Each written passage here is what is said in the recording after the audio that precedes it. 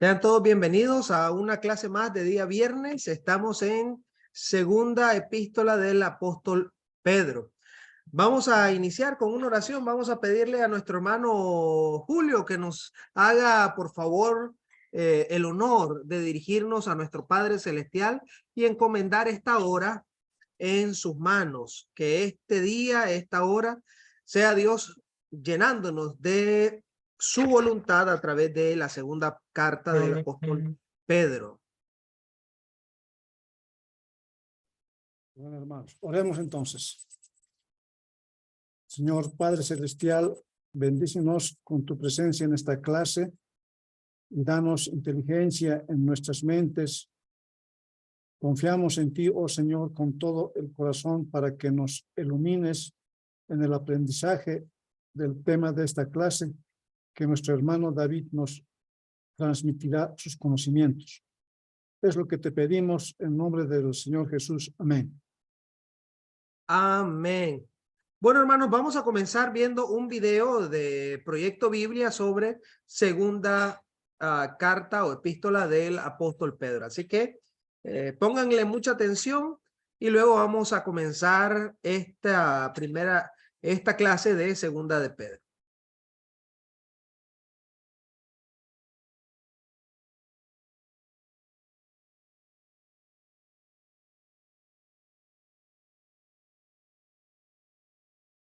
La segunda carta de Pedro está dirigida a la misma red de iglesias que la primera carta de Pedro, y probablemente fue escrita desde el mismo lugar en Roma. Pedro ha entendido que morirá pronto, y la evidencia que tenemos de la tradición temprana dice que Pedro fue ejecutado por las autoridades romanas durante el reino del emperador Nerón. Así que esta carta es como el discurso de despedida de Pedro. Él inicia ofreciendo un reto final, que los seguidores de Jesús deben ser personas que nunca dejen de crecer. Y a esto le siguen dos advertencias finales acerca de un número creciente de maestros corruptos que están haciendo que los cristianos en estas comunidades de iglesia se desvíen. Primero, por su manera corrupta de vivir, y segundo, por su teología distorsionada. A lo largo de la carta, Pedro está combatiendo las acusaciones que estos falsos maestros han hecho contra él y los otros apóstoles. Y el objetivo de Pedro es restaurar la confianza y el orden a estas comunidades de iglesia. Así que Pedro inicia recordándoles a estas iglesias que a través de Jesús, Dios ha invitado a las personas a participar de su propia naturaleza divina. Esto es, a compartir el amor y la vida eterna de Dios. Esto es completamente asombroso y requiere una respuesta de por vida. Recibir este regalo significa un compromiso a desarrollar los mismos rasgos de carácter que distinguen a la propia naturaleza de Dios. Aquí, Pedro lista 7 rasgos que deben procurar, y el último abarca y corona todos los demás. Es el amor, el cual, de acuerdo a Jesús, significa dedicarte al bienestar de los demás, no importa cómo respondan o qué tan costoso sea. Amar, de acuerdo a Pedro, es compartir la misma vida de Dios. Pedro luego declara el propósito de la carta, que es el funcionar como un monumento a su enseñanza para que pueda ser transmitida a las siguientes generaciones, ya que no le queda mucho tiempo para estar ahí personalmente. Así que, antes de morir, él quiere abordar estas objeciones y acusaciones que están siendo hechas por los maestros que distorsionan las enseñanzas de Jesús y de los apóstoles. De manera que Pedro primero aborda una acusación repetida por los escépticos presentes y futuros, en el sentido de que él y los apóstoles simplemente inventaron todo esto de que Jesús se levantó de los muertos, que es el rey del mundo y que Jesús en realidad no volverá. Así que Pedro ofrece su testimonio ocular sobre el poderoso momento en el que Jesús se transfiguró en la montaña. Recuerda la historia en Marcos capítulo 9. Los apóstoles vieron a Jesús como el Rey exaltado, y su resurrección significa que Él está vivo como Rey y regresará un día para rescatar al mundo. Así que el futuro regreso de Jesús para traer el reino de Dios cumplirá todo lo que las antiguas escrituras han estado señalando. Las palabras de los profetas del Antiguo Testamento no son fantasías fabricadas. Es a través de las palabras humanas de la Escritura y a través del Jesús humano que Dios mismo nos ha hablado. Pedro luego continúa para lidiar con las amenazas que levantaron los líderes corruptos en la iglesia y se enfoca en otras objeciones que ellos plantearon. Primero, estos maestros niegan la idea de una rendición de cuentas final, donde Dios va a ser responsable a todas las personas por sus decisiones. Y esta negación, convenientemente, permite a los maestros ignorar la enseñanza de Jesús acerca del dinero y el sexo, porque están haciendo mucho dinero al enseñar en las iglesias, sin mencionar el hecho de que están teniendo sexo casual. Pero Pedro le recuerda a los lectores que Dios puede responder a la rebelión con su justicia, y lo hará. Él recuenta 3 ejemplos antiguos de cuando Dios hizo eso. Primero, él menciona la historia de los hijos de Dios en Génesis 6, como fue interpretada en una popular obra judía de aquel tiempo, llamada Primera de Enoc. Primera de Enoc dice que los hijos de Dios son ángeles rebeldes que cruzaron la línea y se acostaron con mujeres, ganándose el juicio de Dios. Pedro luego habla de la historia del antiguo diluvio y después de la historia de Sodoma y Gomorra. En cada caso, hubo una rebelión que llevó al juicio divino. Pero Pedro dice, Dios siempre fue fiel en liberar a su pueblo y utiliza la historia de Lot para poner un ejemplo. Pedro luego conecta estas historias antiguas con la manera corrupta de vivir de los falsos maestros. Ellos también están detrás del dinero y del sexo, desprecian la autoridad de Dios y guían a otras personas a pensar que a Dios no le importan las decisiones morales. Él dice que ellos enseñan un mensaje de libertad cristiana y lo usan como licencia para hacer todo lo que quieren. Y por eso Pedro va a hablar de las cartas de Pablo más adelante en el capítulo 3. Parece que estos maestros han distorsionado el mensaje de Pablo sobre la libertad en Cristo. Pero esa no es la clase de libertad de la que hablaba Pablo. Y Pedro deja claro que esos maestros en realidad no son libres. En realidad son esclavos de sus impulsos carnales. Y el hecho de que son cristianos lo hace aún más trágico, porque conocer la enseñanza de Jesús los hace doblemente responsables. Se han convertido en lastimosos ejemplos de un antiguo proverbio sobre un perro volviendo a su vómito y un cerdo limpio volviendo al lodo. Pedro luego aborda el razonamiento en el que se basa la negación de los maestros de la final rendición de cuentas. Ellos dicen, generaciones del pueblo de Dios siguen naciendo y muriendo sin ver el cumplimiento de sus esperanzas. ¿Dónde está el regreso prometido de Jesús? Miren a su alrededor, él dice, a este maravilloso universo que habitamos.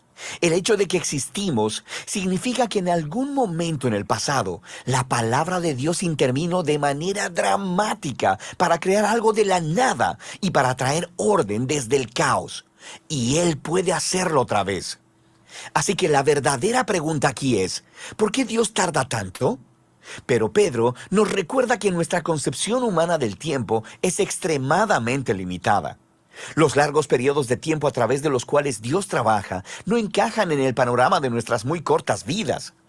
Estas grandes cantidades de tiempo son en realidad una señal de la paciencia de Dios, porque a cada generación se le ofrece una oportunidad para reconocer su propio egoísmo, para humillarse a sí misma y para arrepentirse delante de la gracia generosa de Dios.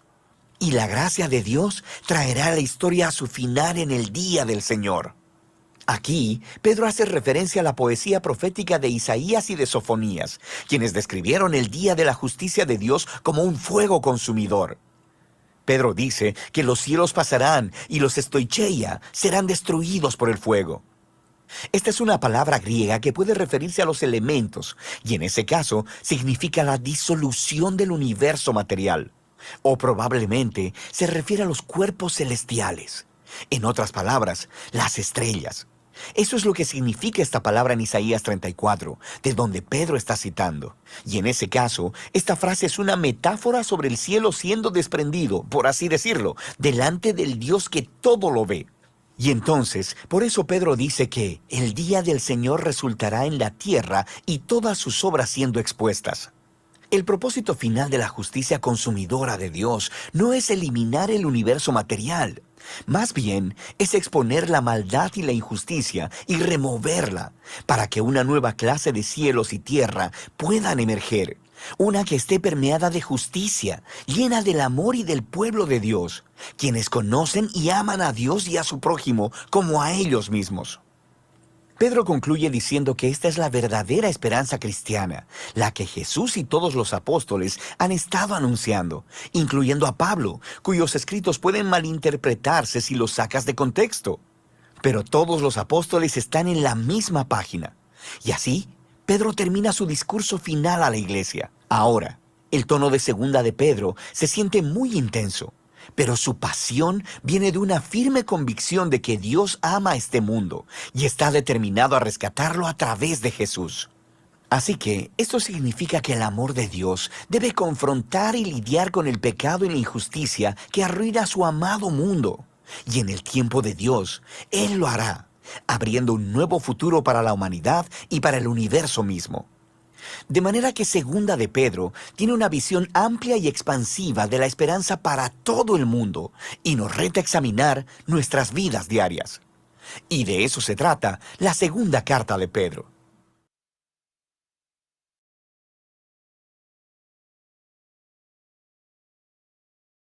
Ok, teníamos el resumen que hacen en el proyecto Biblia, que por lo general son muy buenos haciendo resúmenes y graficando esos resúmenes para que el cristiano, la persona que pueda verlos a través de YouTube u otros medios de difusión a través del Internet, pues pueden captar muy bien.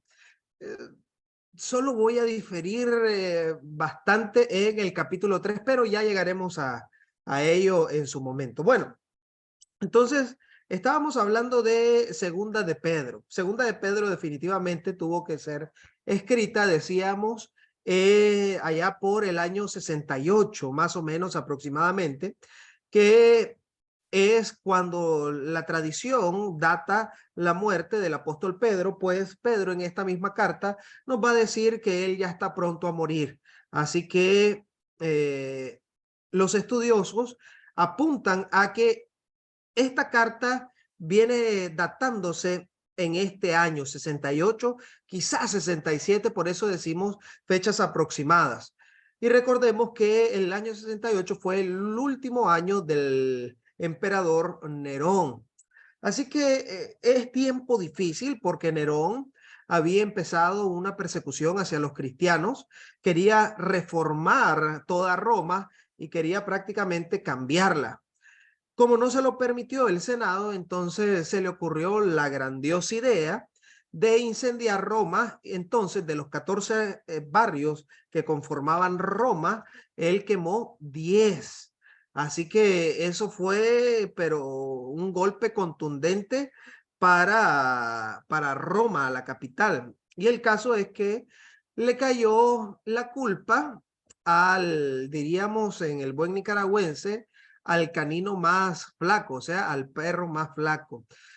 Por supuesto, esta es una metáfora. Quiere decir que al más débil le cayó la culpa, en este caso, a los cristianos, a los cristianos. Así que comienza una persecución que ustedes ya investigaron en Primera de Pedro sobre las persecuciones y se pueden dar cuenta, y quizás faltó un poco más de investigación, que las persecuciones fueron crueles de verdad en contra de los cristianos, eran despiadadas. Cristianos que a través de las persecuciones, no solo la de Nerón, Domiciano y segundo siglo, pues eran echados a la arena romana, comido por bestias, corneados por toros, sentados en sillas calientes e infinidad de torturas para los cristianos. Y se decían cosas que no eran correctas acerca del cristianismo. Así que en este contexto se está escribiendo entonces Segunda de Pedro.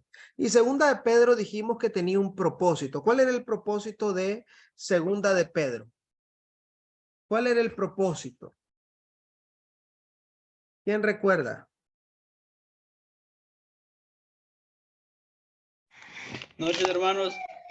Si mal no recuerdo, hermano, hablaba acerca de que Pedro quería entrellenarlos de conocimiento para que puedan diferenciar entre los verdaderos y los falsos maestros.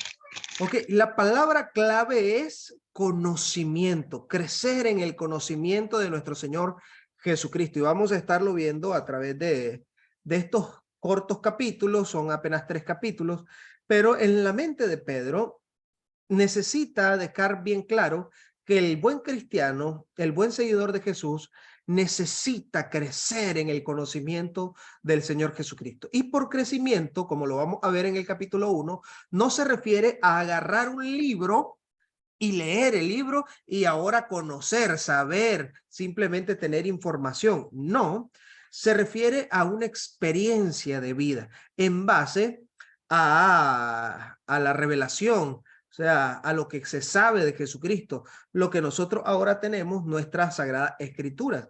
Así que no es simplemente saber lo que dice la palabra acerca de Jesús, es vivir lo que dice la palabra acerca del maestro. Pero ya vamos a llegar ahí.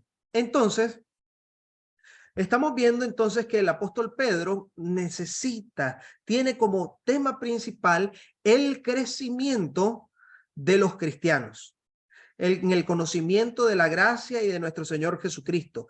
Pero tal parece que está tras bambalinas el acecho, el asedio de los falsos maestros, como nos va a hablar en el capítulo 2. Así como hubo falsos maestros, falsos profetas en el Antiguo Testamento, entre el pueblo, pues entre la iglesia iban a surgir falsos maestros. Y vamos a estar detallando un poco el carácter y las cualidades, características de estos falsos maestros. Porque la Biblia, el Señor Jesucristo mismo, nos advierte sobre esto y Pedro nos está advirtiendo, y tal parece que nosotros no hemos agarrado un poco la señal, porque los falsos maestros introducirían herejías, pero van a estar encubiertas.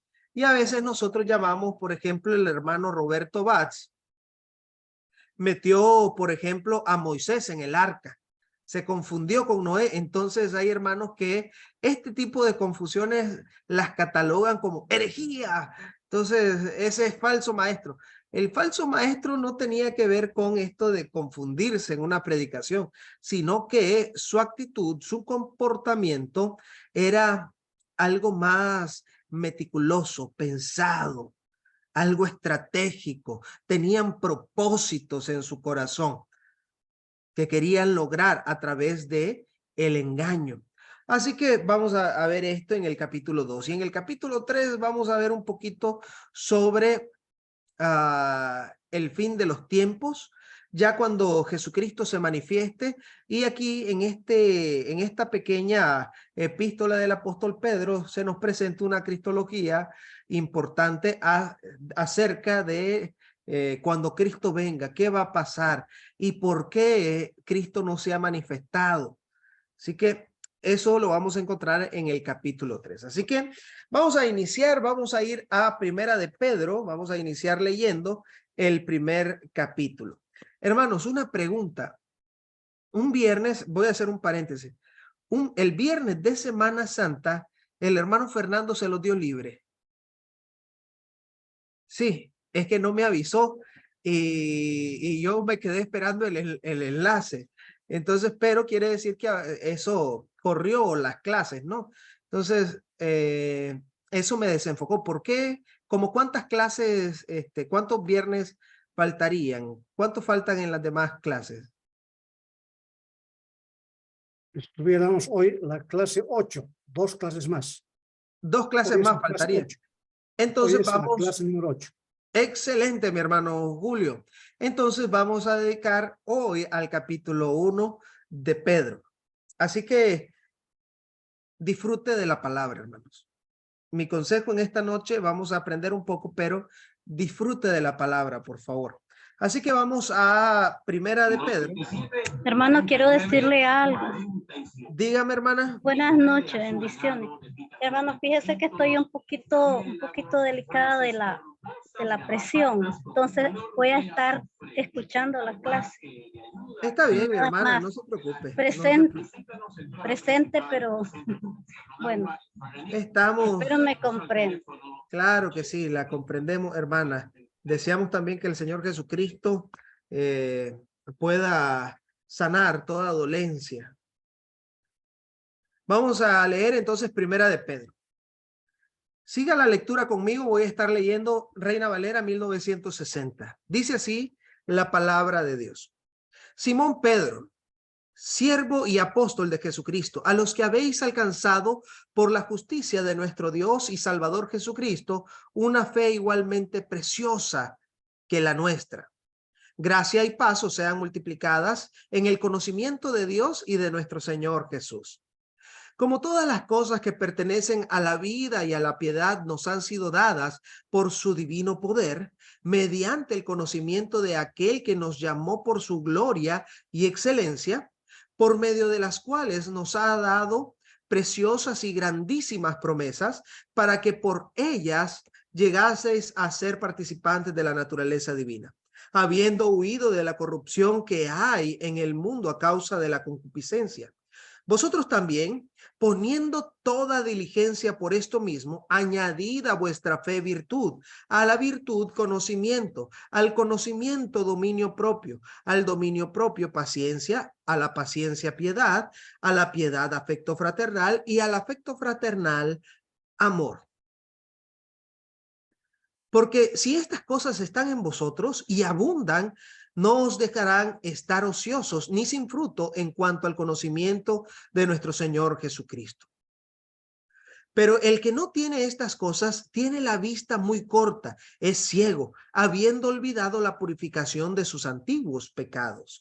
Por lo cual, hermanos, tanto más procurad hacer firme vuestra vocación y elección, porque haciendo estas cosas no caeréis jamás. Porque de esta manera os será otorgada amplia y generosa entrada en el reino eterno de nuestro Señor y Salvador Jesucristo. Por esto, yo no dejaré de recordaros siempre estas cosas, aunque vosotros las sepáis y estéis confirmados en la verdad presente. Pues tengo por justo, en tanto que estoy en este cuerpo, el despertaros con amonestación, sabiendo que en breve debo abandonar el cuerpo, como nuestro Señor Jesucristo me ha declarado. También yo he procurado con diligencia que después de mi partida vosotros podáis en todo momento tener memoria de estas cosas. Porque no os hemos dado a conocer el poder y la venida de nuestro Señor Jesucristo siguiendo fábulas artificiosas, sino como habiendo visto con nuestros propios ojos su majestad. Pues cuando él recibió de Dios Padre honra y gloria, le fue enviada desde la magnífica gloria una voz que decía: este es mi Hijo amado, en el cual tengo complacencia. Y nosotros oímos esta voz enviada del cielo cuando estábamos con él en el Monte Santo. Tenemos también la palabra profética más segura, a la cual hacéis bien en estar atentos como a una antorcha que alumbra en lugar oscuro, hasta que el día esclarezca y el lucero de la mañana salga en vuestros corazones. Entendiendo primero esto, que ninguna profecía de la Escritura es de interpretación privada, porque nunca la profecía fue traída por voluntad humana, sino que los santos hombres de Dios hablaron siendo inspirados por el Espíritu Santo. Palabra del Señor. Así que vamos a ir poco a poco. Ok, se presenta el apóstol Pedro como el escritor. Como ya decíamos, los destinatarios son los mismos destinatarios de Primera de Pedro. Así que en eso creo que estamos claros. Hay un poquito de duda acerca de la autoría de Segunda de Pedro, porque en el griego se distingue un griego diferente de Primera de Pedro. Ahora, esto no debería ser para nosotros una crítica tan sólida como para decir, seguramente no fue el apóstol Pedro. Cuando nosotros estudiamos crítica literaria sobre el autor, por ejemplo, nosotros tenemos que se deben evaluar todas las evidencias que se puedan. En este sentido, muchas personas solo evalúan evidencias externas y quizás a veces cuando ven disyuntivas en el griego, en el lenguaje, entonces las toman como que si fuesen criterios fundamentales para decir no lo escribió Pedro, cuando nosotros sabemos que la práctica de usar amanuenses era muy común, porque no todos sabían leer y escribir con fluidez. Así que se necesitaban personas entrenadas para esto. Es el caso de los escribas. Los escribas eran personas entrenadas ¿en qué? Se les decía escribas, ¿por qué? Porque ellos escribían y eran expertos en la palabra porque ellos transcribían pues la palabra. Así que la palabra del Antiguo Testamento, los escritos veterotestamentarios, ¿no? Así que cuando en el Nuevo Testamento encontramos nosotros quizás distinción en el griego, en la escritura, del mismo autor en otra epístola de su misma autoría, entonces no debería ser como un referente, un criterio sólido, indefectible, como para decir, en efecto, no lo escribió XY autor, no lo escribió Pedro en este caso. Por el contrario, sabiendo la costumbre de ocupar amanuenses, como Pablo lo hizo, por ejemplo, en Romanos, que Romanos me parece un tanto interesante porque toda la disertación, todo el pensamiento elevado de Romanos, definitivamente se lo debemos al apóstol Pablo. Sin embargo, en el capítulo 16, de repente tenemos que dice Pablo, o dice el amanuense, y yo Tercio que escribo la carta. Entonces ahí ya metió su cuchara, ya dijo, yo también les mando saludos, hermano. Y sabemos entonces que Pablo ocupó a un hermano llamado Tercio para poder escribir. Bueno, no era algo raro. Ahora también hay que poner de relieve lo siguiente, que una persona mientras va avanzando en la edad, en la experiencia, pues va transformando.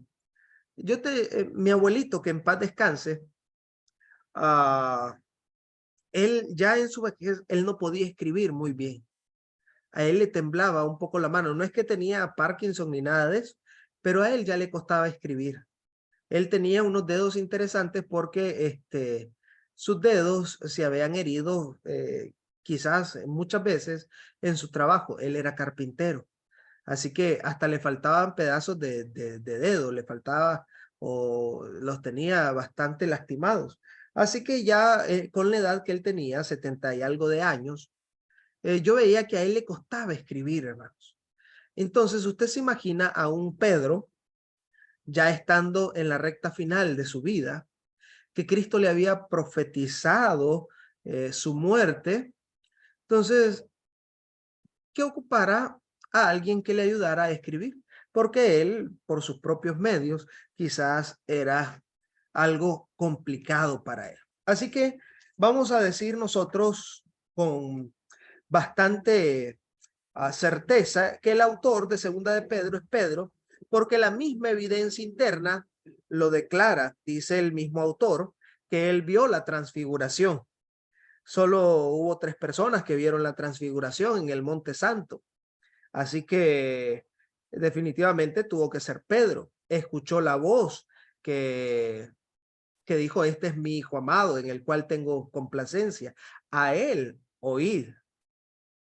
También dice que él ya está próximo a morir y sabemos por las referencias históricas que Pedro, alrededor del 68, pues lastimosamente su vida fue tomada por el emperador Nerón. Entonces, el autor de esta epístola es el apóstol Pedro. Ahora, vamos a ir al versículo 3 porque hay una pregunta interesante que nos hizo el hermano Julio cuando me entregó la tarea esta semana. Dice el versículo 3, como todas las cosas que pertenecen a la vida y a la piedad nos han sido dadas por su divino poder mediante el conocimiento de aquel que nos llamó a su gloria y excelencia. Bueno, la pregunta de nuestro hermano, por aquí la tengo abierta en el WhatsApp. Entonces, nuestro hermano pregunta lo siguiente. ¿Cómo podemos entender esta afirmación en el contexto de la experiencia de los creyentes de la época, de la iglesia primitiva y en el mundo actual, donde muchos, pues, cristianos han sufrido y seguido experimentando sufrimiento y enfermedad, entre otros, a pesar de tener fe? El hermano se refiere a esto de que todo lo que pertenece a la vida y a la piedad nos ha sido dado.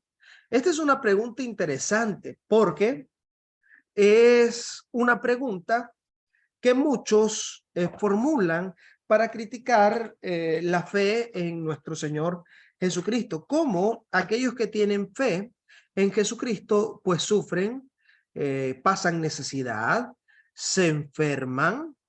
Ahora, vamos a aclarar un poquito sobre todo lo que pertenece a la vida y a la piedad. Bueno, recuerde que nosotros no teníamos vida. No teníamos vida. Primero hay que definir qué significa vida o qué quiere expresar el Nuevo Testamento con vida.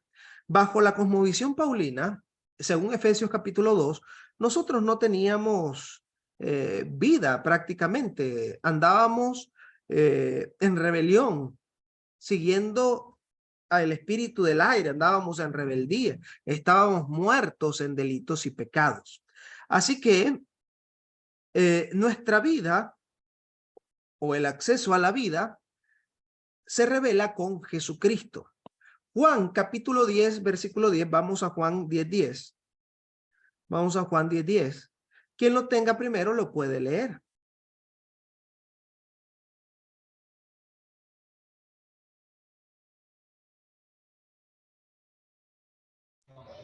Dice, hermano, el ladrón no viene sino para hurtar, matar y destruir.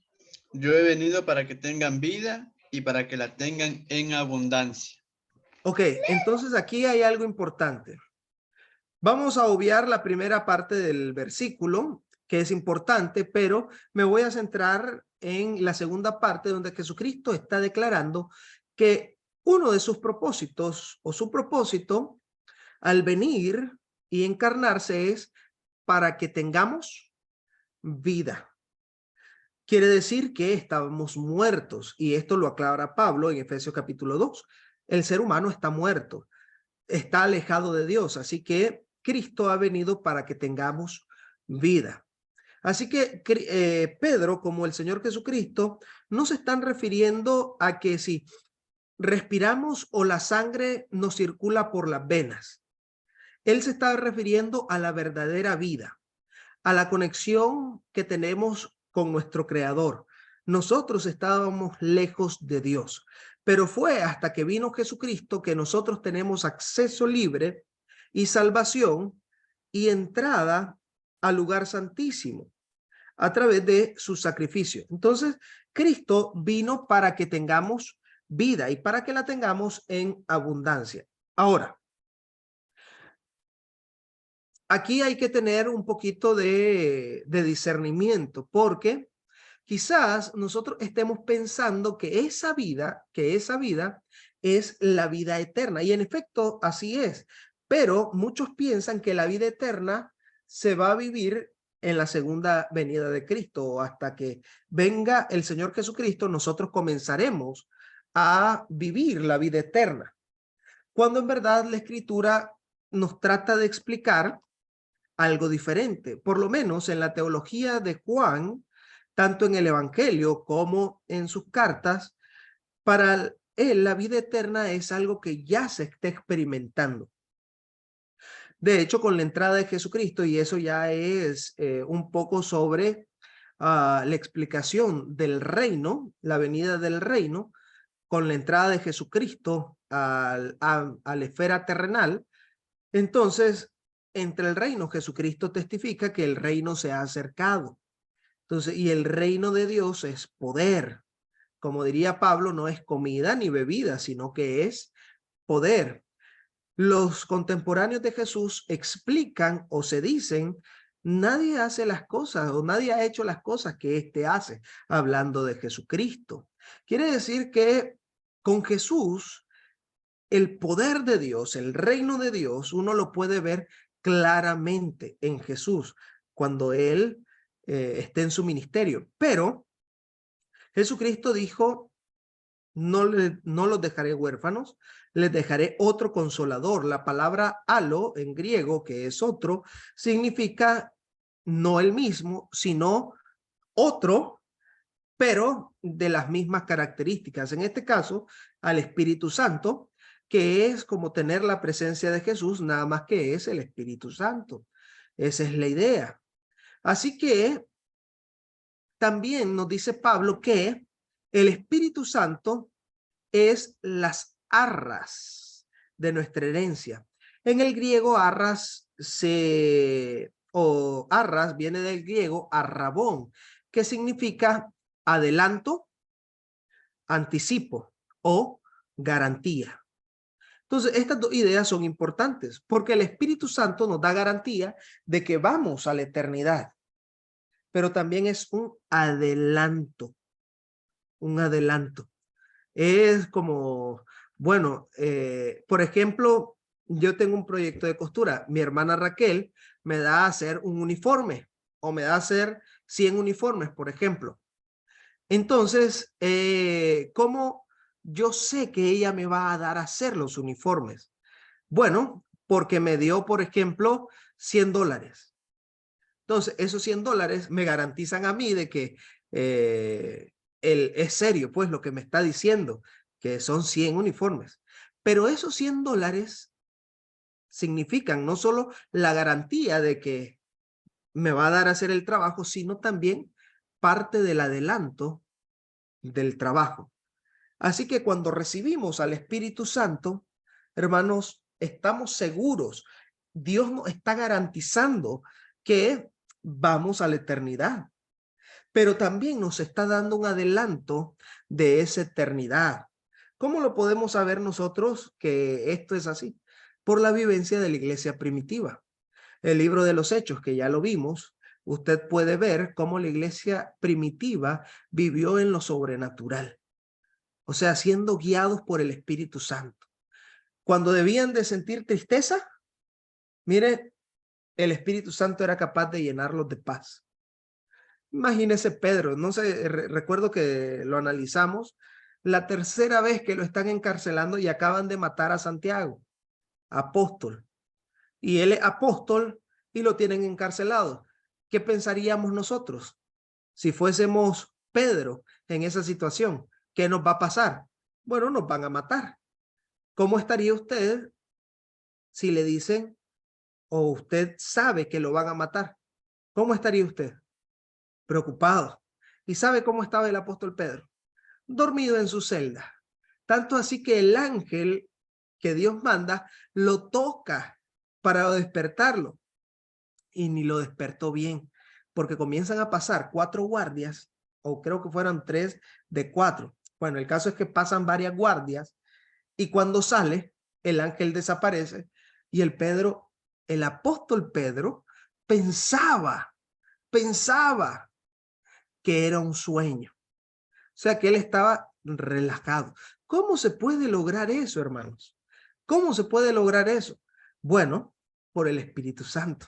¿Se imagina usted en la eternidad? En la eternidad, yo no voy a estar pensando, le tengo que entregar un pedido a la hermana Raquel.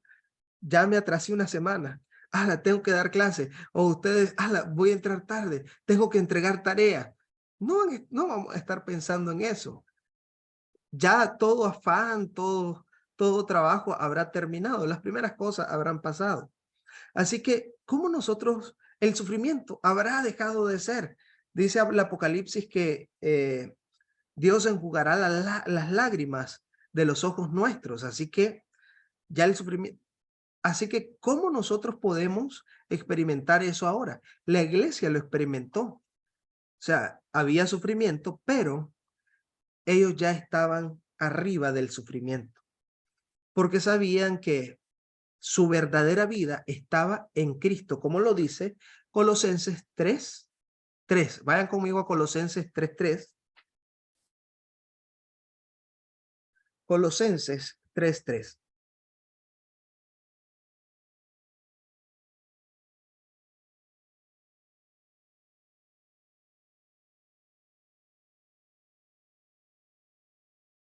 ¿Qué dice ahí?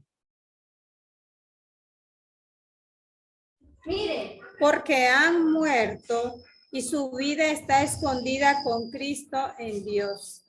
Ok, la vida real está con Jesucristo, está escondido en Jesús, en Dios. Miren, el problema que nosotros tenemos es que dejamos que otras personas nos digan qué es la vida. O sea, que la verdadera vida es tener cosas materiales. Una buena casa con piscina, como dice una canción, y si Dios me permite darte una casa con piscina, si Diosito quiere o algo así. Ahorita vino ese cantante por acá y hasta hermanos jóvenes de la iglesia. ¿Quién va a ir al concierto de Camilo? Bueno, la gente se deja engañar. Piensa que que vida es tener posesiones materiales. Y Jesucristo nos enseña que esa no es vida. Algunos piensan que la verdadera vida es tener poder, pero eso no es vida. Algunos piensan que es ser importante, ser famosos, y por eso se vuelven influencers. Hay muchas personas que se vuelven influencers porque les gusta la fama y piensan que en eso radica el propósito de la vida. Y la verdad es que se sienten cada vez más insatisfechos. La verdadera vida solo la revela o la reveló el Señor Jesucristo, porque ese era el propósito de Dios, darnos vida. Ahora dice aquí, todo lo que pertenece a la vida y a la piedad. Jesucristo dijo, yo soy el camino, la verdad y la vida.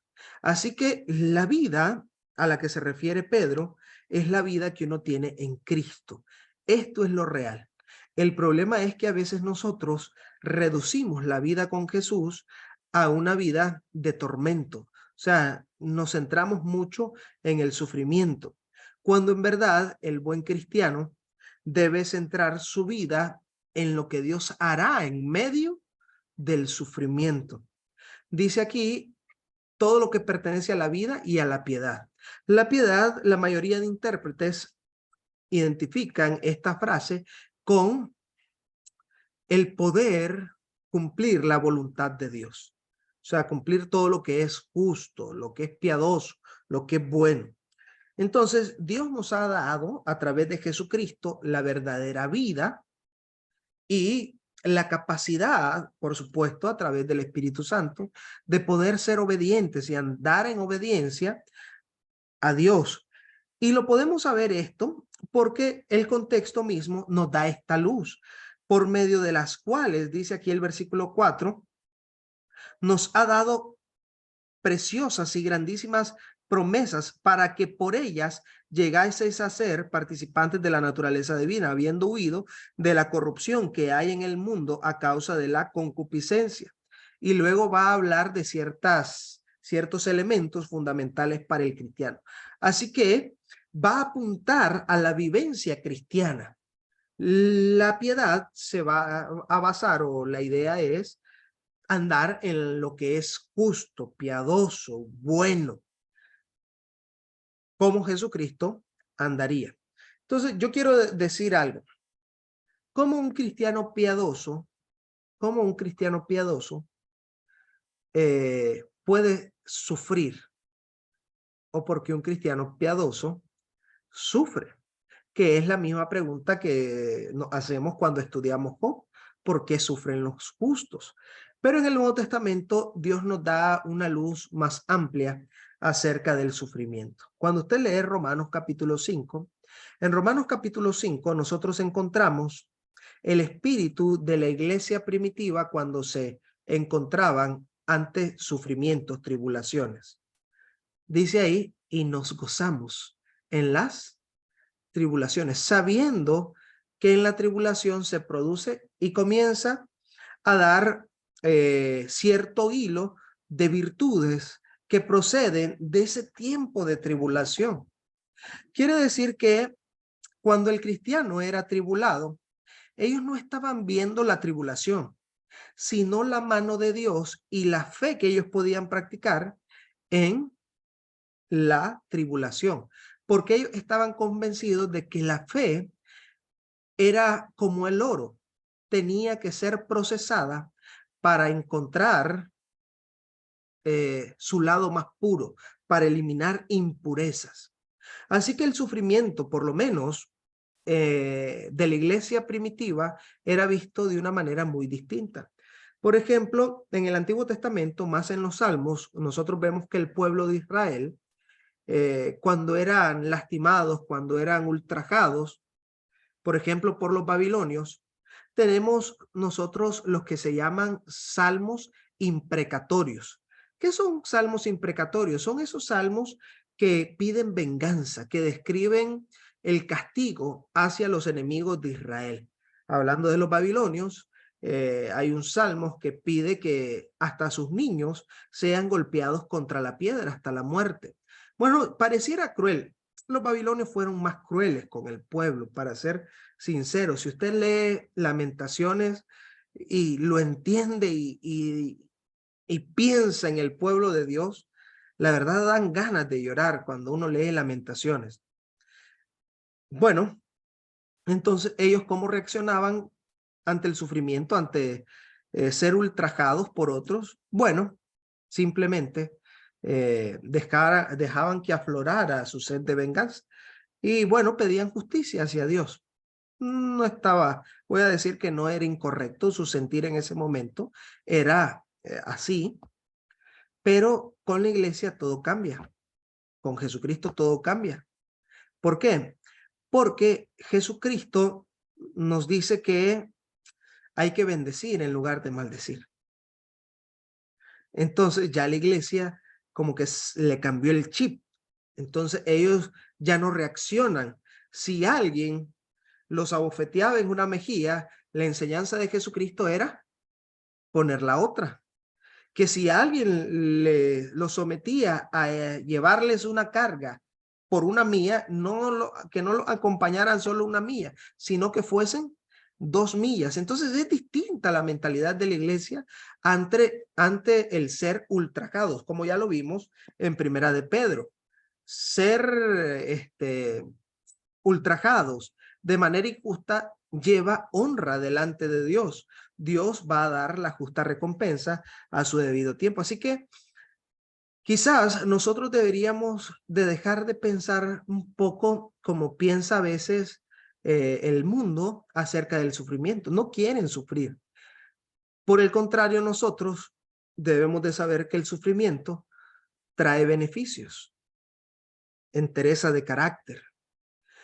Y lo más importante del sufrimiento, creo fielmente, es que Dios en los momentos de tribulación, en los momentos de sufrimiento, es cuando Dios se manifiesta de una manera increíble hacia sus hijos.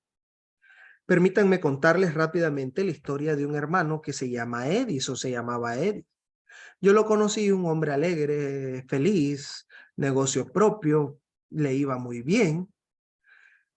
Y el hombre servía mucho a la iglesia, era alguien dadivoso. Pero a él lo diagnosticaron con cáncer en la sangre, con leucemia, si recuerdo bien. Entonces, nuestro hermano Eddie pasó luchando contra la leucemia por mucho tiempo.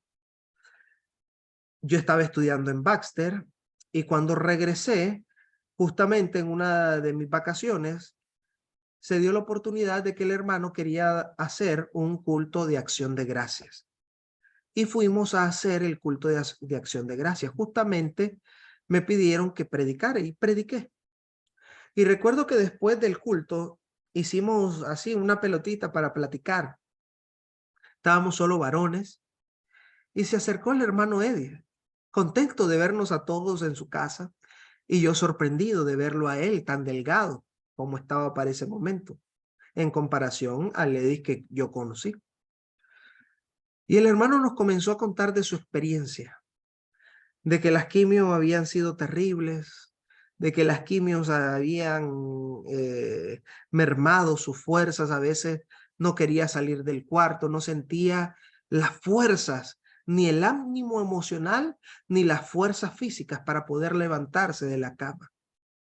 Hubo momentos donde él humanamente pensaba en morir, pero él dijo algo.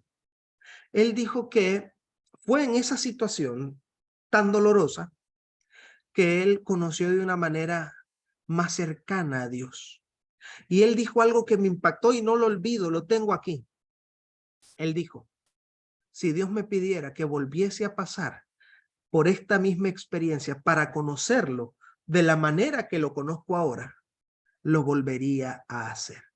Esas fueron palabras contundentes. Esas fueron palabras de verdad de alguien que comprendió el espíritu correcto a través del sufrimiento.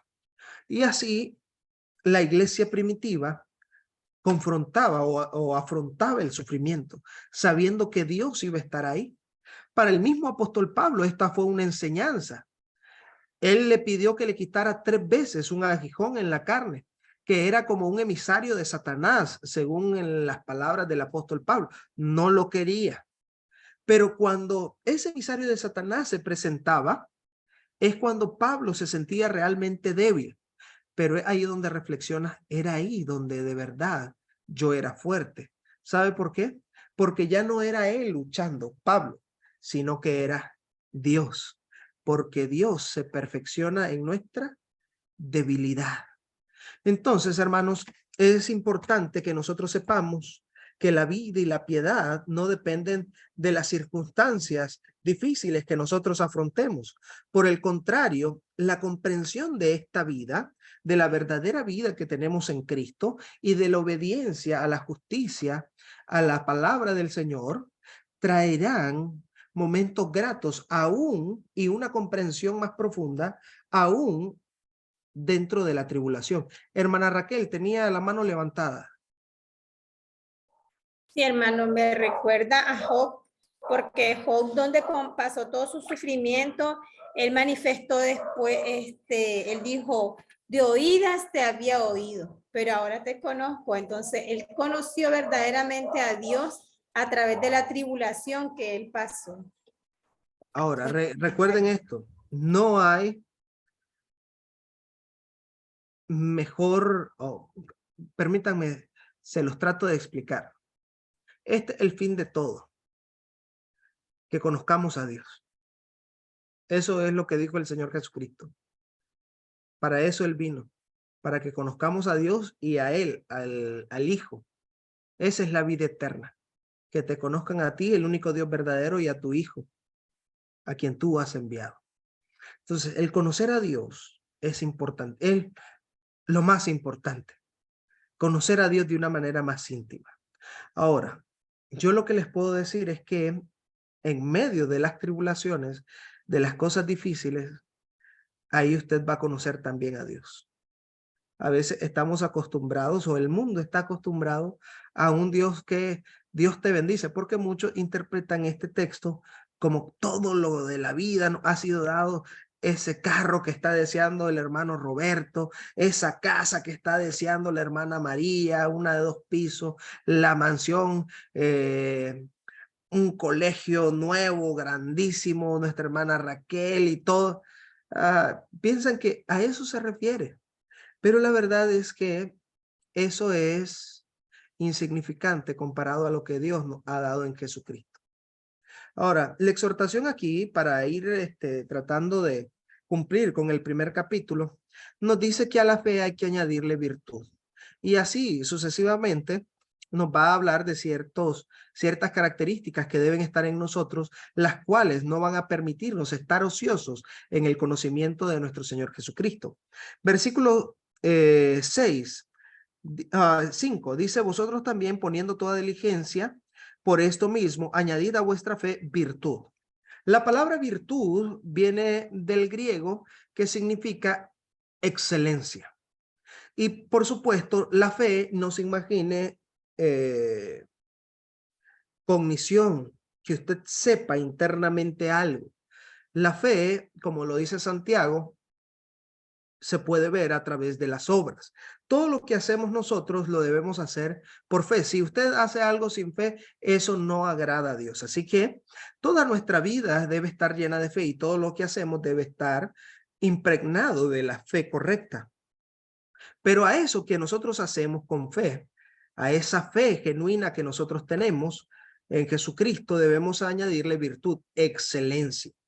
Así que todo lo que hagamos debemos hacerlo con excelencia. Alguna vez alguien me dijo, los cristianos deberíamos ser los mejores en todo lo que hacemos. O sea que, por ejemplo, el hermano Julio tiene, por ejemplo, una empresa, entonces él debe ser el mejor jefe. Por ejemplo, David Mujica es trabajador de XY empresa, él debería ser un excelente trabajador. Nuestra hermana Raquel es maestra, entonces ella debería ser una excelente maestra. Si estamos en la universidad estudiando o lo que sea, deberíamos ser excelentes estudiantes, porque a lo que hacemos debemos añadirle virtud, que significa excelencia. Ser excelentes, hermanos, es importante. A la excelencia, conocimiento, de hecho, está ligado. ¿Cómo ser excelente sin el conocimiento apropiado? Quiero llegar a lo último, que es, dice aquí, bueno, al conocimiento, dominio propio. Recuerden, nunca se envanezca por el conocimiento. El conocimiento sin amor no edifica. Al dominio propio, paciencia. A la paciencia, piedad.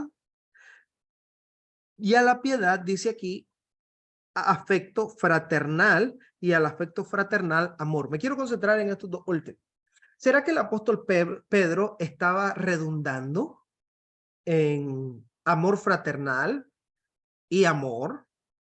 ¿Cuál sería la diferencia entre amor fraternal y amor?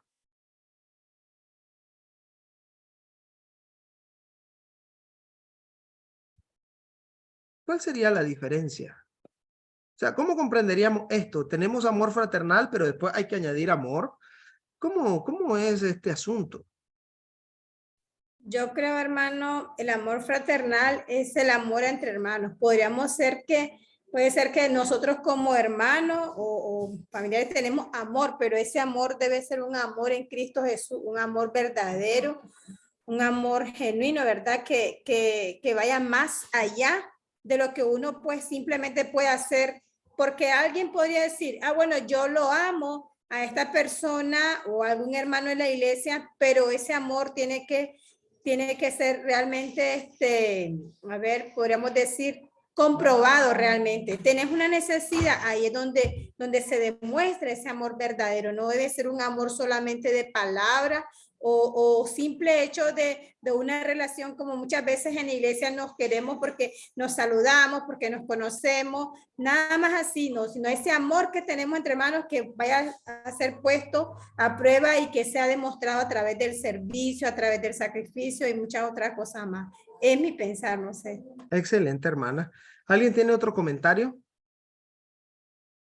Bueno, me gusta una interpretación. Algunos intérpretes hacen la siguiente distinción. En efecto, como apunta nuestra hermana Raquel, el amor fraternal se refiere al amor que una persona tiene hacia su familia, en este caso hacia la hermandad. Es sencillo, bueno, tal vez no tan sencillo tener amor hacia los hermanos, pero es algo que no es una opción, sino que es un mandato. Tenemos que tener amor los unos por los otros, con nuestros hermanos. Pero algunos interpretan que se menciona primero el amor fraternal como el amor que todo creyente debe de tener por sus hermanos creyentes, pero cuando se refiere a amor, se refiere a algo más general, a algo que abarca más personas. Y citan el Sermón del Monte, las palabras del Señor Jesucristo, cuando Él dice, amad a vuestros enemigos. amad a vuestros enemigos. Quiere decir que a nuestro amor fraternal entre hermanos deberíamos nosotros añadir un amor genuino y amplio hacia todas las personas, no solo hacia la hermandad, sino hacia todos, o sea, aún hacia nuestros enemigos. Ahora, lo interesante de esto, de la fe, la virtud, el conocimiento, dominio propio, la paciencia, la piedad, el afecto fraternal y el amor, es que dice aquí, versículo 8, porque si estas cosas están en vosotros y abundan, no os dejarán estar ociosos ni sin fruto en cuanto al conocimiento de nuestro Señor Jesucristo. Quiere decir que practicando estas cosas, la fe, virtud, conocimiento, etcétera, nosotros vamos a ir conociendo más al Señor Jesucristo. Y lo que me llama la atención es que el apóstol Pedro no nos está invitando a sentarnos a leer un libro, a sentarnos a escuchar algo, sino a practicar, a vivir. Entonces, esto es importante porque de esto adolecemos nosotros en el siglo XXI. La iglesia adolece de una vida cristiana, siguiendo el ejemplo de Jesús, pero vivida en el día a día, en la experiencia del diario vivir. O sea que muchos van a la iglesia, pero se les olvida que en cada situación que viven deberían estar reflejando al Señor Jesucristo. Hay un reto de fe, bueno, hay que pensar como pensaría Jesucristo. Hay una situación donde se nos quiere salir, decimos aquí en Nicaragua, el indio, dice, habla aquí sobre dominio propio. Entonces, ¿de qué manera lo haría Jesucristo? Bueno, la escritura dice que cuando él iba al Calvario, cuando él estaba siendo enjuiciado injustamente, la descripción de él es como una oveja. Enmudeció delante de sus trasquiladores. O sea, delante de las personas que lo ultrajaron, que se burlaban de él. Cuando usted lee los evangelios nos muestran el sufrimiento de Cristo, pero hacen especial énfasis en el escarnio. Se burlaban de él, le pusieron una venda, lo abofetearon, adivina, profetízanos quién te golpeó. Entonces lo escupían, le pusieron una corona, entonces, y todo eso apunta al escarnio. Y Cristo, lo que dice la escritura es que enmudeció, que como oveja fue llevado al matadero. Entonces, nosotros debemos vivir la vida de Jesús todos los días, o sea, reflejar a Jesucristo todos los días, hermanos. Entonces, dice aquí que cuando nosotros practicamos todas estas cosas, conocemos más al Señor Jesucristo. Hay gente que conoce al Jesucristo del libro, o sea que saben datos, información de Jesús. Pero hay cosas que Jesús hizo y que mandó que no se pueden, hermanos, entender, sino solo a través de la experiencia. Jesucristo dice, amad a vuestros enemigos. Eso es difícil comprenderlo desde la cognición. Es difícil entenderlo desde el raciocinio. Porque ¿cómo amar a alguien que te está haciendo daño? A alguien que te persigue, a alguien que te ultraja, a alguien que habla mal de ti. Pero cuando usted lo pone en práctica, es otra cosa. Usted comprende las palabras de Jesús. Usted no comprende las palabras de Jesús cuando él, bueno, a través del Espíritu Santo, por supuesto, y el santo apóstol Pablo, en Romanos capítulo 12, versículo 21, de que no debemos nosotros pagar mal por mal, sino que hay que vencer el mal con el bien.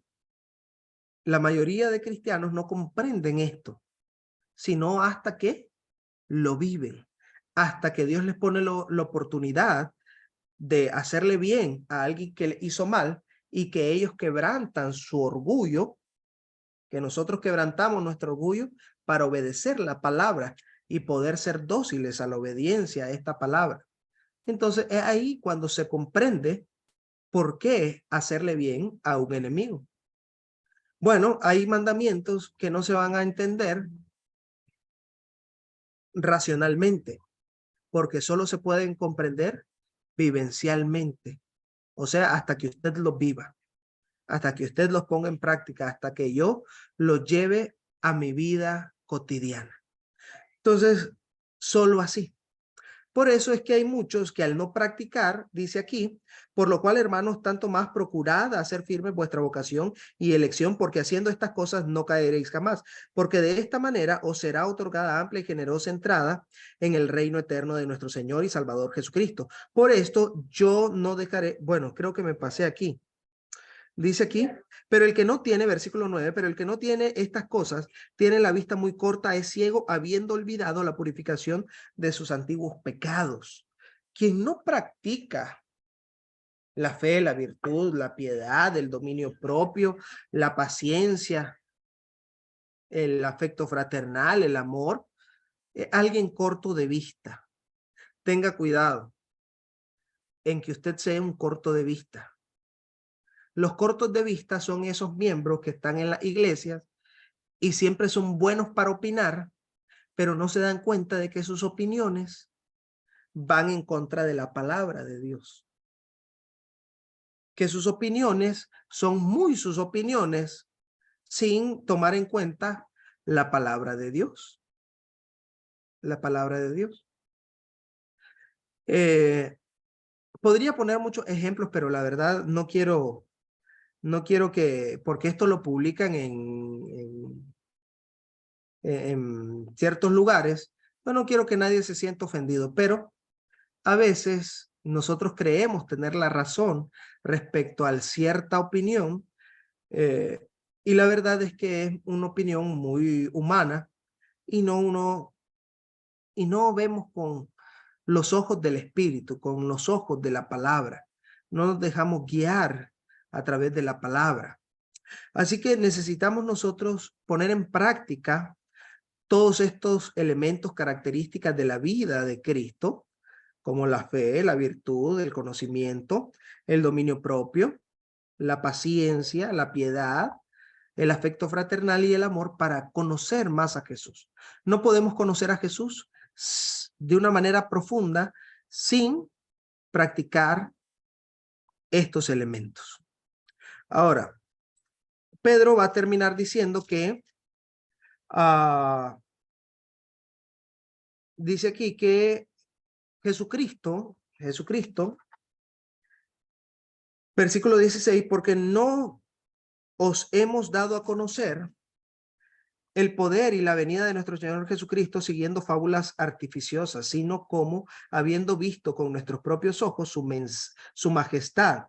Pues cuando él recibió de Dios Padre honra y gloria, le fue enviada desde la magnífica gloria una voz que decía, este es mi Hijo amado en el cual tengo complacencia. Le faltó ahí simplemente citar a él oíd. O sea, a Jesucristo. Jesucristo es la palabra profética por excelencia. O sea, porque después va a hablar que nunca los santos hombres de Dios, los profetas de Dios, hablaron por su propia cuenta, sino que eran inspirados por el Espíritu Santo para darnos una palabra profética exacta.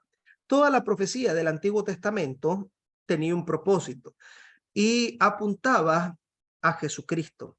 Jesucristo es el cumplimiento de la profecía antigua. Ahora, vayan conmigo a Hebreos. Vayan conmigo a Hebreos. Porque Pedro nos va a decir que tenemos nosotros la palabra profética más segura.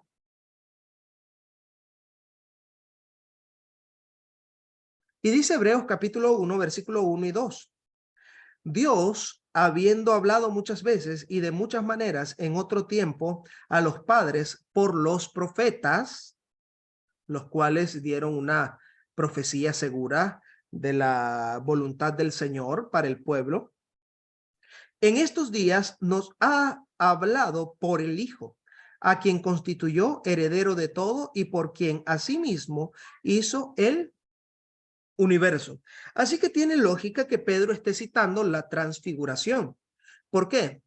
Porque en la transfiguración nosotros vemos la aceptación, dice aquí el apóstol Pedro, que en la transfiguración, recibió gloria, honor y gloria el Señor Jesucristo. Estaba testificando la transfiguración, la realidad de quién era Jesús. O sea que el Hijo de Dios, el Logos de Dios, el Verbo de Dios, el cual traía la palabra profética certera, la palabra profética última. O sea que en Jesucristo nosotros tenemos la revelación exacta, fiel de Dios. Por eso Juan 1:18 dice que el Hijo le ha dado a conocer. La palabra ahí es exégesis, o sea que Él lo ha revelado, lo original de Dios, la esencia. Así que la podemos conocer a través de Jesucristo. O sea, ¿quién es Dios Padre? Bueno, hay que conocer al Hijo. Ahora, dice aquí, y quiero resaltar esto, que nunca la profecía fue traída por voluntad humana, sino que todo era según el propósito del Señor, el propósito de nuestro Dios y Padre. Y en este último tiempo, pues ha hablado a través del Señor Jesucristo. Y después del Señor Jesucristo dejó a los apóstoles para que continuaran este ministerio. Por eso les dijo una profecía a ellos, que cuando Él faltara, el Espíritu Santo les daría a conocer toda la verdad. Entonces, estamos seguros de que tenemos nosotros la revelación más segura. Ahora, esto por una aplicación, por extensión, sabemos que podemos referirnos en este contexto a lo que es la palabra, que es nuestra revelación escrita. En su momento, pues, quizás no se refería a una revelación escrita, sino a lo que muchos llaman la tradición oral, a la predicación oral, que se hacía acerca de las enseñanzas de nuestro Señor Jesucristo. ¿Ya vieron alguna clase y estudiaron acerca de la tradición oral?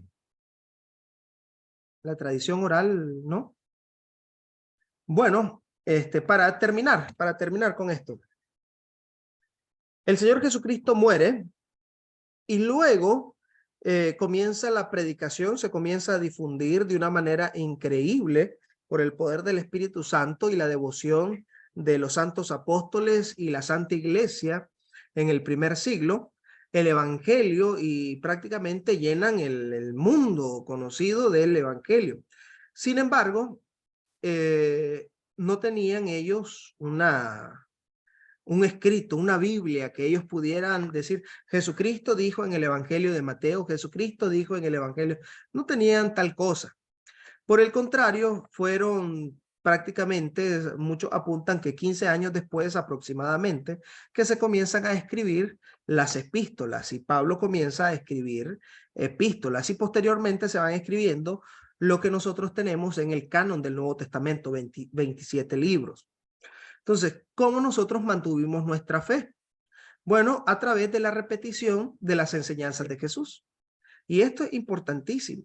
Tal vez si nosotros tuviéramos eso, hermanos, de estar comentando una y otra vez las enseñanzas de Jesús. Jesús dijo esto, recuerden la parábola del sembrador, lo que Jesús nos enseñó. Y entonces era tan repetitivo, eran tan apasionados por mantener vivas las enseñanzas de Jesús, que ahora nosotros tenemos una escritura, bueno, que tiene esas enseñanzas gracias a ese fervor, a esa entrega de nuestros hermanos del primer siglo, que miren la palabra, como lo decía la profecía de Jeremías 31 al 34, la palabra ya no iba a ser escrita en tablas, sino en los corazones.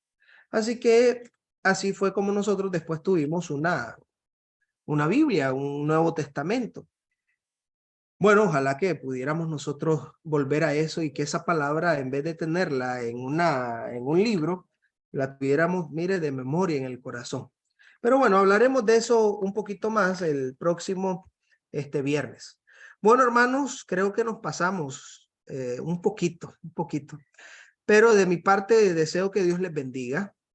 Recuerden que en Dios nosotros tenemos verdadera vida, que debemos vivir una vida cristiana agradable a Dios porque podemos, Dios lo ha hecho posible a través del Espíritu Santo, y que hay que vivir en fe, hay que agregarle a esa fe virtud, a la virtud, hermanos, hay que agregarle conocimiento, al conocimiento dominio propio, al dominio propio piedad, a la piedad paciencia, o a la paciencia piedad, a la piedad afecto fraternal, y al afecto fraternal amor.